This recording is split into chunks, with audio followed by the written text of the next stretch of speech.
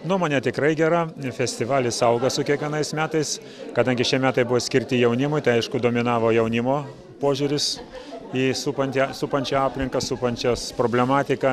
Aišku, lyginant su praėjusiu metu festivaliu, tai man atrodo truputėlį šiuo metu yra silpnesnis patys kūriniai, bet tai reikia suprasti, kad tai yra jaunimo pirmieji ieškojimai.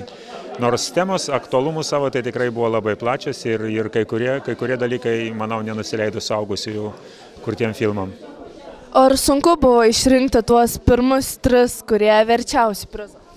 Ne visai galbūt sunku, bet tarkim daug diskutavom ir kadangi komisijos narių tarpe buvo labai stiprių praktikų, kurie savo gyvenimu praėję yra visą šitą kelią, tai man buvo įdomu jų nuomonės pasiklausyti, kadangi buvo diskutuojama ir apie siužetą, ir apie kameros darbą, ir apie režisieriaus darbą, tai nesakyčiau, kad lengvai išrinkom. O kokios šio festivalio perspektyvos yra? Perspektyvos labai gražios ir aš to labai džiaugiuosi, kadangi Lietuvoje nekomercinis kinas tikrai nėra populiarus ir būtent jo labiau, kad truputėlį toliau nuo Vilniaus, nuo tokių centrų, čia Šaukinuose gimęs šitas filmas, manau, turi labai gražią perspektyvą. Dar tik tai 3 metai, bet mes matome, kad yra platus ratas kūrenčių žmonių, tai labai džiugina. Antras dalykas, jau ir žiūrovą Šaukinai turi. Šiandien pastebėjom, kad tikrai salėje buvo labai daug žmonių, kurie susidomėję, nes tai yra naujas dalykas. Dabar visi pripratę prie televizijos, o kinas kažkaip truputėlį yra nustumtas, tai manau, daugelis žmonių iš naujo atranda kiną.